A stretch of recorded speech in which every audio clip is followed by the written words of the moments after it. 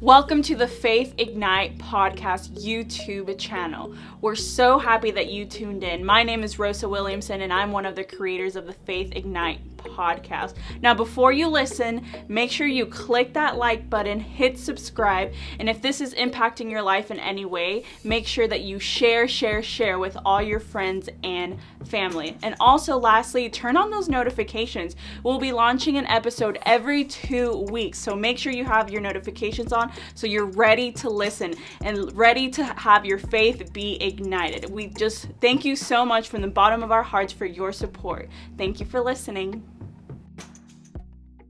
Welcome to the Faith Ignite podcast, and we are so excited that you guys have decided to tune in with us today, and we have a treat for you. But before I introduce our guest, I have to introduce my wife. My name's Rosa Williamson. Now, before you guys listen, just make sure that you guys are subscribing, you like this, and turn on those notifications because we come out with a new episode every 2 weeks. And don't forget, share. If this content is helping you in any way, share with your friends, share with your family. That way we can continue to build what God has placed in our life and be able to share stories of faith with people all around the world. And so if this is helping you in any way, make sure to support us, and that way we can be able to continue to develop this stuff that we have and be able to continue to send it around the world. And so with that being said, we want to transition and be able to introduce our guest. He's a friend of mine since I was a kid playing soccer in the Bahamas, and now he's actually living here in Tulsa, Oklahoma. And so without further ado, I want to introduce our guest, our friend, Mr. Valin Bodie. Okay, how's it going? Again, it's an honor to be here. When you asked me, I was like, of course, why would I not? But yeah, so I'm Valin Bodie. I know Devon for I don't even know. Yeah, for years. Years. I mean, more than 10 years, easily. Yeah. But yeah, like he said, we played soccer together from when he was young, and just to see that he's doing something, positive in life. There's not many of us from the Bahamas that are actually trying to go forward and not at all. and do things positive in this life. But yeah, so it's definitely an honor to be here. Awesome. And so, Valin, why don't you just kind of tell us who is Valin, so we get to understand a little bit about you? I mean, it's pretty straightforward. I mean, I'm God-fearing, obviously, number one. Family's first with me. Nothing. If you can't take care of your family, then you've got a problem. Yep. I mean, it's clear cut as that, But yeah, so I just put my wife first, put God first, obviously, my wife, and then my child and dogs, obviously. I've got 5 of them. But yeah, no, I mean, it's straightforward, and there's no other way to put it. I'm not going to try and put any fancy wording on it. It's just a God-fearing man. I mean, that's the bottom line. Yeah, simple. Sometimes simplicity is the best thing. And so, looking at it from this perspective, I've known you since you were a kid, and growing up in the Bahamas in a little island nation, you have these big dreams and these big aspirations. But what are some of those things that you had from a kid that you wanted to do in life? The biggest one was graduating college. That was a big thing for me because there's not much people in my family that have graduated college. There may have been, 1 or 2 of my older cousins that did, my uncle did, but there wasn't anybody, went abroad and went to college and created a legacy, I guess you can say, for my family. Yeah. So that's a big part of it. On my dad's side, obviously my dad graduated college, all his brothers and sisters did. But on my mom's side of the family, it's no one really that, graduated college and just went on, like I said, to create a legacy. Yeah. So that was a big thing. And I mean, from I was young, for whatever reason, I can't tell you why, but my biggest thing was just trying to leave the earth better than I met it. That's a core value that I live by day in, day out. So that's definitely something that, from a young age, I knew that I wanted to do that, but how, I had no idea. Yeah. And I know also the fact that I know you from the Bahamas and I know how you grew up, you always had this drive, like you gonna make stuff happen regardless. And it's not me. It's not me. It's God. I mean, there's no other way to put it. I don't make things happen. I just do my part. Everything, and it's honestly proven in everything that I've done thus far in life and I've achieved. All the odds were stacked against me. I mean, bottom line. Yep. I mean, that's the reality of it. I grew up in a neighborhood where, you know, my friends that I grew up with, either they're locked up or they're in jail or they're dead. I mean, that's the reality of it, you know. So to come from that environment, you know, you're not a product of your environment. A lot of people say that, and I think that is one of the most false statements out there. You're not, you know, you are, as many would say, is very cliche, but you're a child of God, and He has a plan for your life. And if you do the things that He asks you to do, and you listen to the Holy Spirit and just walk in faith and do these things, He just rewards you. I mean, that's just how it works, whether you think about it or not. And, you know, most of the time, that voice in my head, I mean, it's not a voice, it's the Holy Spirit, you know. So most of the time we listen to it and we're like, maybe not, you know. We listen to it when we want. And again, I'm a victim of that. Not saying that I listen to the Holy Spirit every single time. Sometimes I'm told to do things that are completely bogus. And I'm like, how, why, what? And I mean, for example, like my company, I mean, I opened my company literally at the brink of a pandemic. You know, like the pandemic started, I guess you could say February, March, and I opened my company in April. You know, so again, these are things that, you know, I mean, I mentioned opening the company to some of my family members, and they were like, are you sure? Like, you know, there's a pandemic, like, no one can go outside, you know, these are, like, these factors are real. But, you know, it was written in my heart, and, you know, like I said, if you know the story behind, you know, how it came to fruition, it was because of, I was told by somebody that prayed for me that I need to open my company. You know, I was being scared of failing. That's why I wasn't opening my company. I was being scared that I did not have enough money. That's why I didn't want to open my company. So, I mean, if you just, like I said, just listen to God and just go with it. I mean, what's the worst that can happen? You fail. Okay, but you're still back at square one where you didn't even start. You know, so if you don't start, then how are you going to fail? You know, so, and again, failing it's very cliche again. Failure is one of the biggest parts in success that people don't like to see. Exactly. So, yeah. Exactly. No, go ahead. Yeah, so now you're talking about opening up your company. That's obviously like a faith step. Absolutely. Oh man, I could only begin to tell you, but yeah, it definitely was that. Like I said, it was on the brink of a pandemic. I actually I didn't know I was going to get fired, but I had a gut feeling that I was going to get fired from the job that I was at. Not because of anything I did, you know, in a negative sense. You know, I was at home just researching like a scientist does, researching soil recipes, because I was working as a soil production manager for a company at that point in time, and they didn't like that I was doing research at home. You know, it wasn't against my contract. There was nowhere in my contract that says I can't do, you know, research for personal gain, and I'm a scientist. I mean, you're not going to tell Einstein he can't do science experiments at home. Yeah. I mean, that's the reality of it. And you know, they didn't like it, fired me on, March. You know the exact date. March, yeah, of course. March, I think it was March 26th. It was a Monday. Got fired and was hurt, you know, because that was my pride and joy was that company, someone else's company, you know, it wasn't even mine. I was working to make someone else's dream or goal or whatever you want to call it come true. And that was not what God had for me. You know, I was in my purpose. Like the lady that prayed for me at Transformation Church told me, she was like, you're in your purpose, but you're not walking in your purpose. And in order for you to walk in your purpose, you have to open that company. So again, I went ahead and took that step. You know, I got fired on a Monday. Obviously, like I said, I was hurt. Took a day, you know, looked at the wound, patched it up, and got up and went after it. You know, a big part of it was my wife. She definitely was like, all right, well, I mean, bills got to be paid, so what are you going to do? Yeah. You know, either you're going to get a job or, you know, you're going to open this company you're talking about doing. So I obviously chose both. I got a job not wanting to. I walked into one of the biggest grow supply stores in the world, actually is the biggest grow supply store in the world. Their franchise is, I mean, they did 450% on the Dallas stock market. Biggest growth over the year for the past 2 years, I think it is. Walked in just trying to get, you know, pricing on material that I needed for my company. You know, just so happened, I walked in and nobody was there to help. And the store manager helped me. So I was just reading off these things I needed, and she was looking at me weird, and I was just like, what? She was like, what are you doing with all these stuff? Like, they're just a bunch of raw ingredients. And I was like, well, I used to work for this company. They fired me 2 days ago.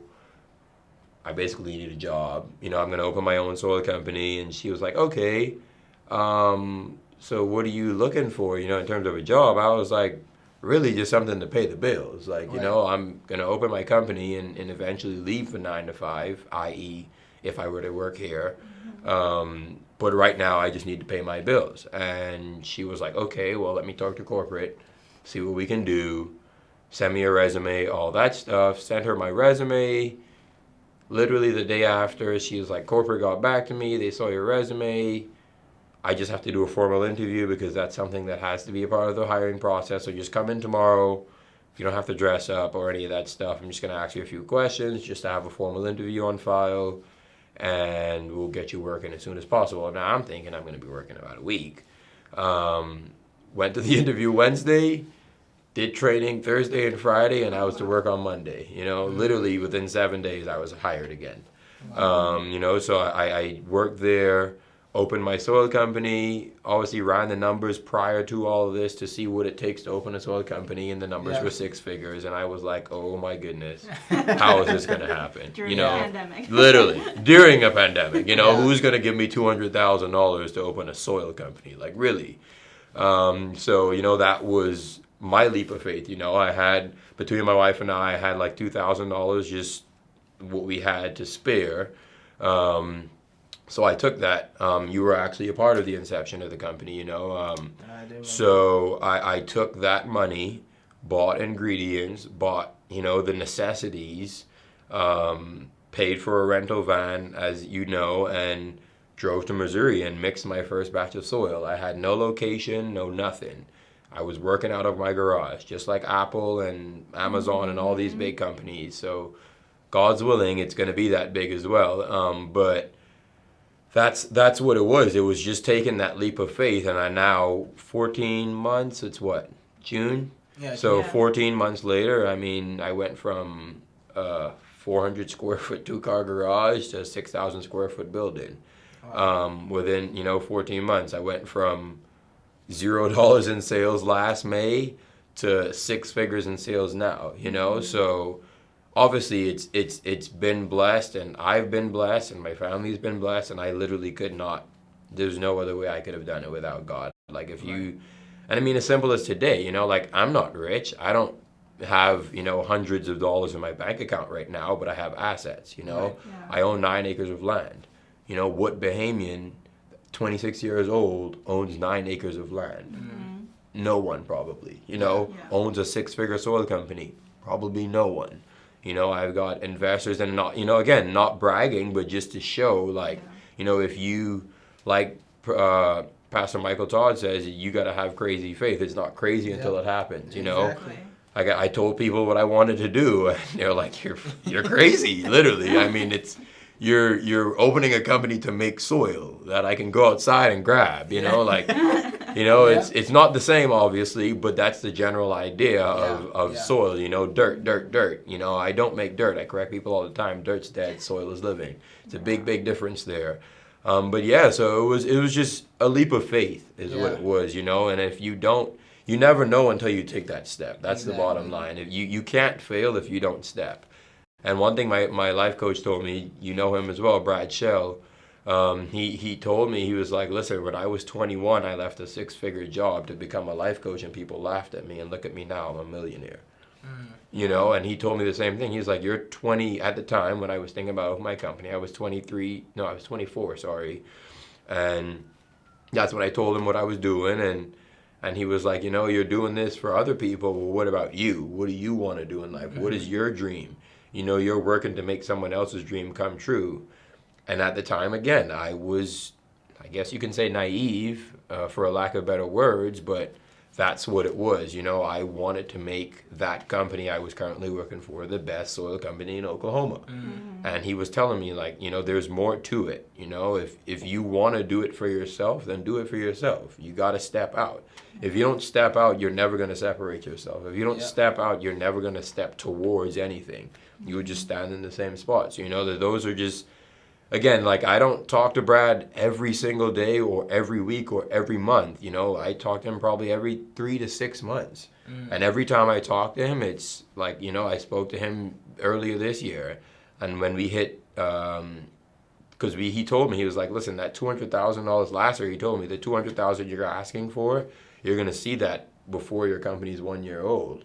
And I saw it in February. We hit 200,000 in sales in February. And I just was like, okay. Gave him a call, and I was like, hey, Brad, we just hit $2,000 in sales. He was like, yep, be ready, because that's going to multiply. You're going to see $1 million very soon. And, God just wanted to make sure that you can manage that before he gives you more. And a big thing that I live by now is, God increases your capacity for burden before he increases your capacity for blessing. And I firmly, firmly, firmly believe that. Quote from Ryan Bush, that's exactly who it came from. And when he said that in a service at Guts, I was watching online because it was during COVID, and I had a newborn, so I didn't want to go in an environment to put my family at risk. Right. And for some strange reason, this was a message. He personally messaged me and was like, I want you to come to church. And I thought heavy on it, and 20 minutes before, I lived 25 minutes away, I was like, listen, I'm not going to make it. I don't think it's a good idea. I got a newborn. I just don't want to, put my family at risk. And I told him I'll watch it online. Obviously, he didn't see any of this until after the service. Right. So I watched it online, and I mean, literally, that's the only thing I remembered from that entire thing.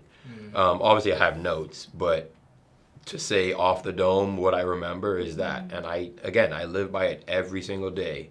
And that's something that has come to pass every single time. Like, I'm talking, a bill is due tomorrow and a sale comes through tomorrow. Like, that's just how it's been. Like, he's made ends meet. Like I tell people all the time, God's never late, always on time. In our mind, it may be late, but in his plan, it's not late. It's right on time, right as you need it, usually all the time. But yeah, so I mean, like I said, the business has definitely been God's being. I mean, God's doing from inception, from even me thinking about it to it coming to pass, and it's continuing to do that, So yeah, definitely a testament of faith, just walking out in faith, and it's not easy to nobody. I mean, the flesh is going to tell you things that you're incapable, or you're 26 years old, you're a soil scientist. I mean, I get it all the time, I get it all the time. These bigger, older guys in the industry, they're like, well, what do you know about soil? You're 26 years old. You just graduated college 4 years ago. 4? It's 2018 I graduated. So however many years, 3 years ago, and so they just think, I'm just young and I don't have that knowledge because I haven't been farming for 10 years. And I tell people all the time, I mean, there's people that have been growing and farming for 10 years that I say simple things or simple intricacies of soil to them, and they're like a deer in headlights. And I'm like, what have you been doing for the past 10 years? So it's just funny to see that, It's funny to see me mention simple things about soil that I've learned through research and through findings that make people's brain literally explode in the front of me. Like, I've seen it multiple times. I mean, at Canacon, I had a booth, which is like the biggest trade show for the cannabis industry anywhere in America, whether it's Colorado, it's in Detroit, New York, anywhere. And I had another bigger soil company. Guy came to me, one of the owners came to my booth and was talking to me. And, he came with a notion of, obviously I got a bigger company. And just to see him go from, my company's big, we move this much volume, blah, blah, blah, blah, blah, to, oh my goodness, let's partner up sometime. Like, it's just crazy to see people's brain work in that matter. I've had people that were standing there during this conversation and they were like, he went from, puffing his chest to, oh my goodness, I got a partner with this kid. Yeah. You know, Yeah. so like just that alone is just like I said. I mean, the knowledge I have obviously is through hard research and sleepless nights in college and being in the lab till 2 a.m. doing my senior paper and stuff like that. But it all paid off, you know. Yeah. So, Yeah. but yeah, it's like I said, it's been nothing short of God's being, and I just continue to do that. I continue to walk and let Him guide me. I mean, obviously, like I don't think there has been one day that the day went exactly as I planned. Yeah. I can't remember one day in owning my company in the past 14 months where I was like, I'm going to go in and do this, this, and this, and this. No, I end up doing this, and oh, this went wrong, so I got to do that. And now I come back to doing what I'm doing. Yeah. And, you know, like, I mean, He does that to put you in a spot to make you think about things or do things or just put you in a place where He wants you, you know. And obviously, we as humans, we think our plan is the greatest. Oh, you know, yeah. we think that our plan yes. is all sought through and Yeah. we see it to the end. We plan everything to the end, and it usually never happens that way. But yeah, so like I said, it's just been God's doing, God's plan, really. So I have a question for you because I know personally I've been through this before, and I know other people that are probably watching this and are taking that step of knowing they're supposed to be doing something and not doing it.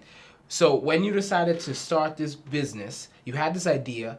The reality was nowhere near as good as you thought it should have been. Money wasn't there. Like the supporters, the backing was not there. And so I know I've heard it said before that the battle is in the mind. And so now you have to condition your mind to actually believe something that's not there, to see something that's not present. And so what was that process like for you actually having to walk that out even though you didn't see it?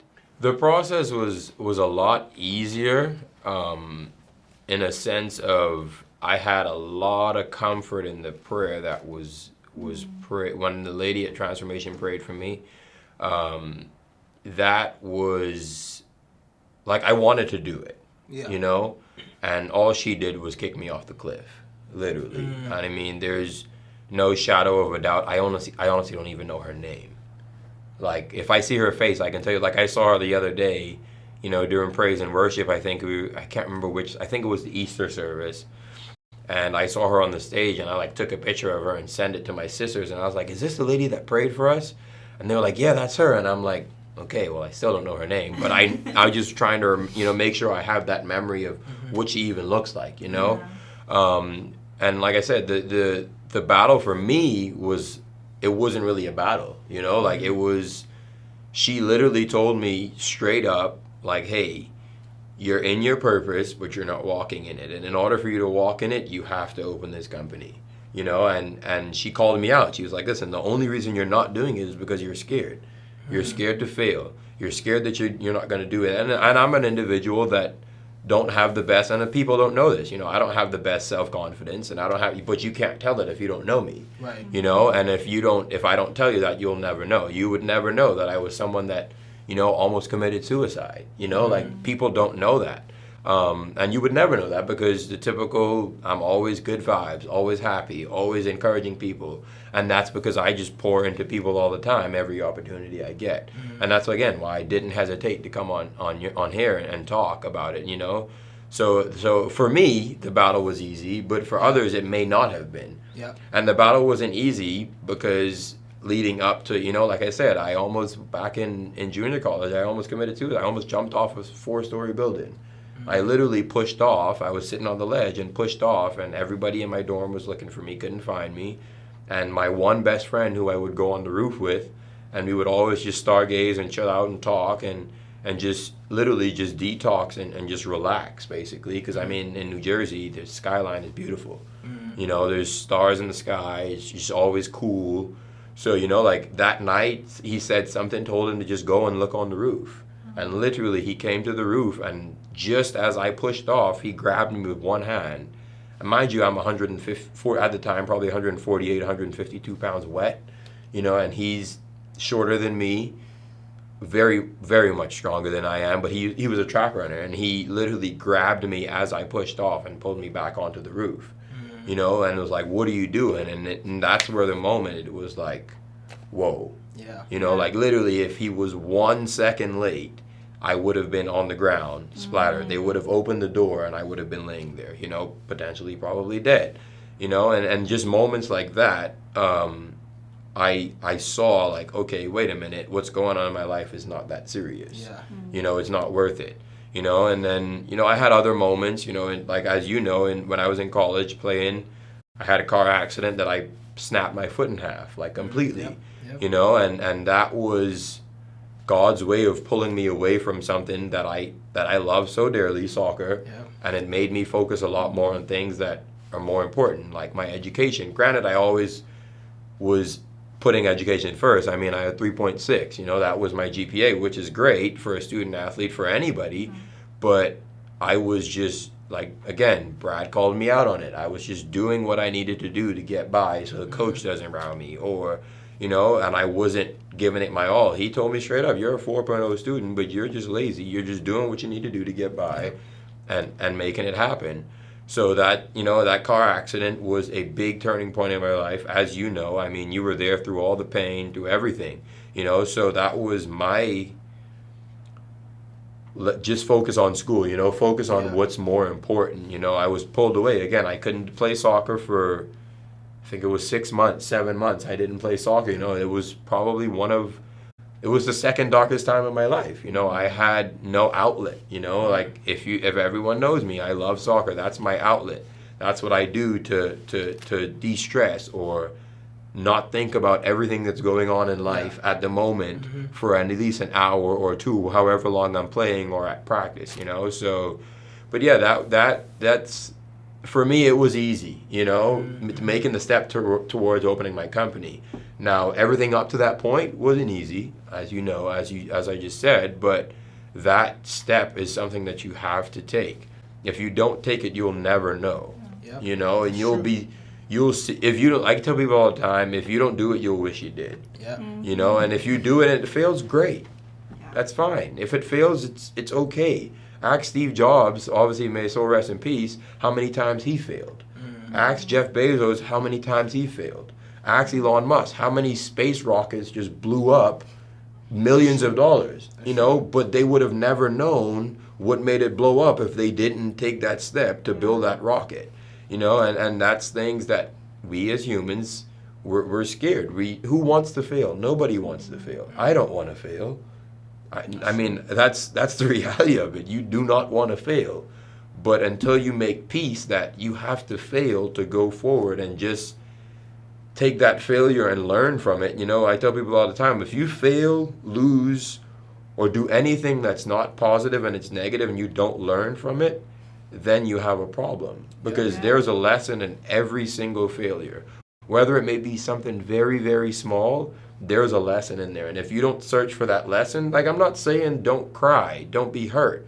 Like, that's gonna happen. That's human. You are a human. You're gonna hurt. You're gonna cry. You're gonna feel like you're a complete failure. You're gonna feel like your world is crashing. These are feelings that the human mind, it's natural.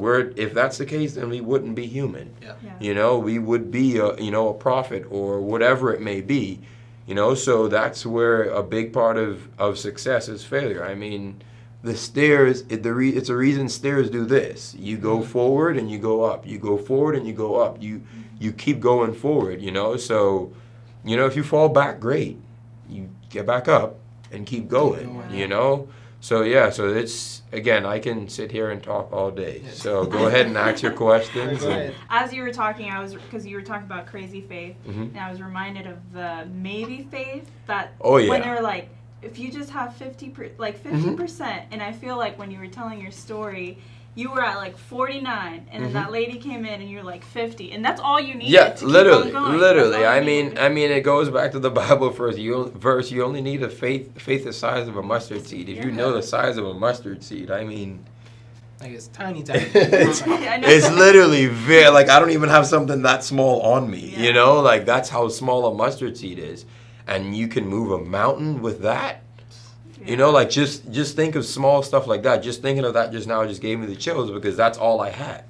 I had that mustard seed of faith, and all it took was that woman kicking that mustard seed into the ground. Kicking me off the cliff. That's all it was. She planted that seed, Yeah. and I was able to take that and just go with it, you know. And again, there's days where, I mean, I won't tell you, there's days where I'm sitting in my warehouse crying, trying to figure out, like, where am I going right now? Wow. You know, like, Yeah. where am I supposed to go? Like, I'm, like, just not too long ago, weeks ago, I was thinking that opening this company was the worst idea ever.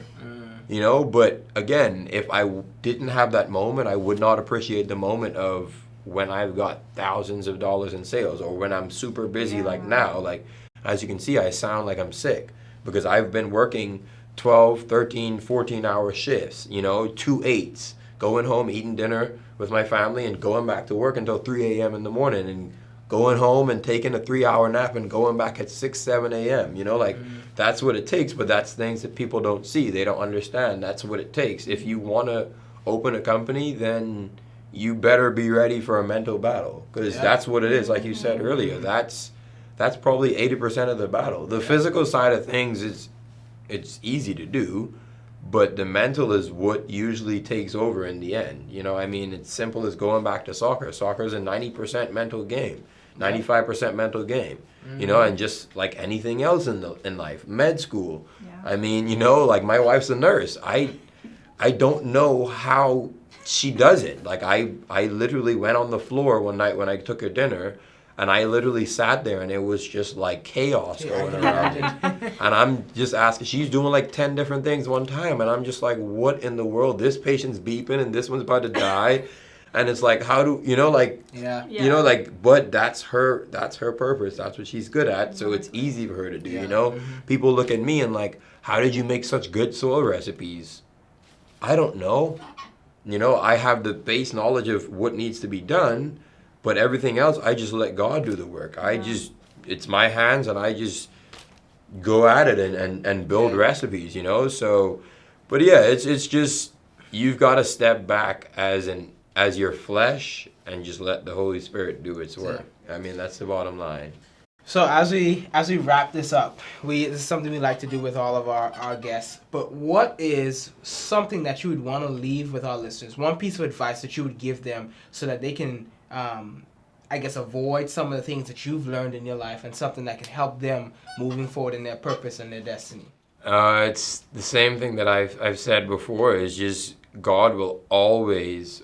And again, if you put this in the perspective of anything, like literally anything you do in life, whether it's the gym or driving an hour and you suck at driving or whatever it is, God's going to always increase your capacity for burden before he gives you a blessing, because he's not going to give you a blessing and something goes bad with the blessing. Like, for instance, let's take going to the gym, for example.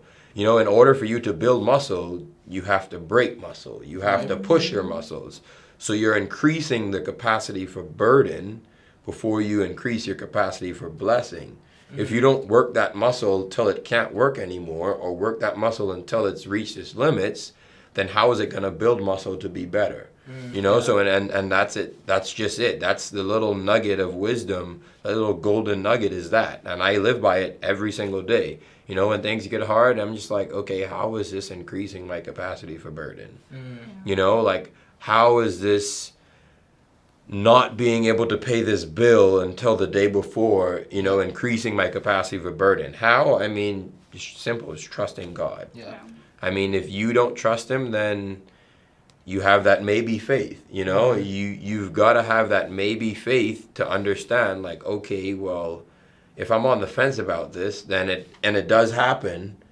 Now I'm like, oh, well, if I had just believed in the beginning, then I wouldn't have even had that down, I guess you can say, or that low is probably for lack of better words. You won't have that low if you just took it. And again, it's not easy to just pick up and say, hey, I'm going to do this full force and just believe in what's going on. It's hard. Again, the human flesh and the human mind is, I wouldn't say designed, but most of the times your mind's going to tell you, are you sure? You know, you're going to question everything you do. I mean, that's just us as humans. It's a curse we have as humans. You're going to question it. But now the question is, how much faith do you have to bat out that negative, you know? You know, do you have the faith to take that step? You know, and again, not everyone has that big faith. And I mean, I've had countless people ask me, like, how do you have so much faith? And it's not something I can say I got it this way or I got it that way. It's just through life lessons. It's just through believing and seeing things happen, and just saying, well, if he made this happen, then why can't he make this happen? Exactly. So that's a big part of it. And it's just always remembering, like, no matter what you're going through, is this increasing my capacity for burden? Okay, if it is, then obviously there's going to be a blessing on the other side. The sun's going to shine. It's not going to rain every single day. Exactly. It's never going to rain look outside now. It's Oklahoma. It was raining this morning. The skies were black, and look at it. It's blue and beautiful outside, So the sun's going to shine someday. It's just how long is that storm going to last, and it's going to end no matter what. It's going to end. You just have to make sure that you weather the storm. That's a very cliche quote, but it's true. It's true, yep. I mean, no matter how you look at it, in any asset, in any facet of life, you can put that in, and it's gonna happen. Before you graduated, you had some sleepless nights of crying or being completely distraught. Was this even a good decision? I could have went and started working and make money. Yep. And again, that's increasing your capacity for burden before he increases your blessing, which is your degree. Your blessing, which is that job. Your blessing getting into med school. Your blessing of whatever it may be. Yeah. And again, we do these things and we think if we go to university and everything's going to be good. Luckily, graduating from ORU, that's like a golden ticket to getting a job, whether we like it or not. And the reason why is because anybody that hires an ORU grad knows that when you hire them, you're hiring someone that's socially, spiritually, physically, whatever it is, adept to whatever is going to happen. So that gives them a bit more of comfort, I guess you can say, rather than somebody that's graduated from a secular university that has no type of exposure to faith. And again, that's being at ORU. You were completely sheltered. I mean, you're at ORU. You're in a perfect world. Yep. I mean, that's the reality of it. You don't have to worry about anything. You're in the Word. You're very seldomly encountered with, negative thoughts because you're just always in a positive environment. Yeah. And that when you get into the real world, it's like, oh, yep. Okay. Bills are real. These things are real. And that's things we don't think about. And then that's where the faith comes in to just believe. I mean, I never thought that I would own a company that's been selling in six figures. We're well over $250,000 already. And I to say that I saw that happening, never. Never saw myself owning 9 acres of land. Yeah. Never saw myself owning these things, but these are things that I told my wife that I want to do, things that I want to have, and she was like, all right, well, you got to do things to make it happen. Yep. So if you don't do things to make it happen, then ain't nothing happening. Yep. You got to take that step. That's the bottom line. Wow, man. What you got? No, I actually it's been an honor having you here. Like everything you've said is just like yes, and I think it's very much going to bless our listeners. Absolutely. I also like what you said, in the medical science world, psychology world, there's a thing where our mind is actually designed, like once we learn something, our mind actually expands. Mm-hmm. So it's just like working out. Like let's say you're planning to run a marathon and you start running 1 mile and you every single day or every single week, you're increasing that mileage to reach that marathon. Correct. And it's like, if our bodies can do that, our minds can as well. Because your mind controls your body. Exactly. so like you said, and again, it's not easy. I mean, if it was easy, everyone would be doing it. Yeah. Exactly. I mean, that's the reality of it. If marriage was easy, everybody would be married. I mean, that's the reality of it. If having a car and bills was easy, then everybody would have a car. So that's another thing. If it was easy, then everybody would be doing it. So yeah. So you're doing the right thing when you have some opposition. You're right. Exactly. There's a saying back home in the Bahamas says, a dog never barks at a parked car. That's going nowhere. Yeah, exactly. As soon as you start moving, the dog's going to start barking. The dog's going to start barking. Yeah. But I just think that, I mean, it sounds cute and cliche, but there's truth in that. Yeah. Oh yeah. The moment you Absolutely. start moving and doing things, Absolutely. people will start noticing. People are gonna start throwing mud, and they're gonna start talking. You're gonna have both sides of the ball. You're gonna have people that are gonna support you, and then you're gonna have people that kind of support you, and they're gonna talk about, like you said, talkers. So, again, if you know what you're doing, which is what you want to do, and it's your purpose, nothing what people say should even matter. Yeah. You know, like I don't care what anyone says. You know, like my soil company, from the lady told me that I need to open this company to walk in my purpose. Nobody can tell me anything else. Yeah. You know, And it's because you've been anointed. Like, we all have our purpose, and it's because we're anointed. We have the grace, to walk that season of life. Like you've said, you've been working 12, 13 hours, but you're graced for that, for that season and that you're in, and you're going to see the fruits. Like, you're going to see the blessing. Yeah. Someday. I mean, that's what they say. So, like I said, we'll see. But I definitely feel like, like I tell people all the time, I don't wish to be a millionaire. If I become a millionaire, then great. That's not my goal. My goal is to make sure that my family is well taken care of and comfortable. That's all that matters to me. Yep. I want to give my daughter the life I didn't have. That's the bottom line. I want her to have every single opportunity that she can possibly have. If she wants to play the violin and never play soccer in her life, that's fine. She will be the greatest violin player there is. So if I can present her with all those opportunities to do that, whatever it is she loves, and that's another big thing, if you don't love doing it, don't quit. Just quit, because it's going to lead to your mental not being in the right place, and if your mental's not in the right place, then everything's going to go haywire. That's where you have people that are working jobs that they're like, oh, I gotta go to work today. I don't think, obviously physically I have those days, because again, my job is very physically demanding. I lift 35-pound buckets, probably hundreds of them a day, but do I regret it? No. At the end of the day, I can sit down and look in my warehouse and be like, I accomplished something.